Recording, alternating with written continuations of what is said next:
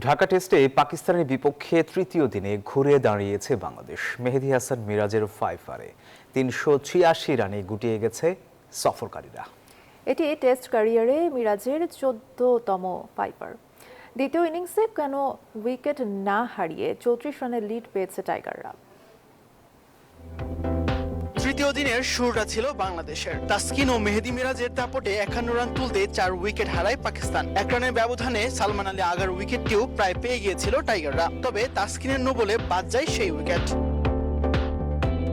ওই এক নো বলে পরে ভুগিয়েছে শান্ত বাহিনীকে। ষষ্ঠ উইকেটে সালমান রিজওয়ান মিলে করেন ১১৮ রান। তাইজুল ভাঙেন সেই জুটি, কিন্তু স্বাগতিকরা উদযাপন করতে না করতেই বাদ সাধে বেরসিক বৃষ্টি। বৃষ্টির পর খেলা পুনরায় শুরু হলে বিপজ্জনক সালমানকে ফেরান নাহিদ রানা। ৫৮ রান করে বিদায় নেন পাকিস্তান অধিনায়ক। এরপর বাকি কাজ সারেন মেহেদী মিরাজ। টেস্ট ক্যারিয়ারের ১৪তম ফাইফারে ৩৮৬ রানে অল আউট করেন পাকিস্তানকে। ২৭ রানের লিড পায় টাইগাররা। দ্বিতীয় ইনিংসে ব্যাট করতে নেমে বেশ সাবধানী দুই ওপেনার মাহমুদুল হাসান জয় ও সালমান ৩৪ রানের লিড নিয়ে দিন শেষ করে স্বাগতিকরা। তাসবিহ অরুণ, নিউজ 24, ঢাকা।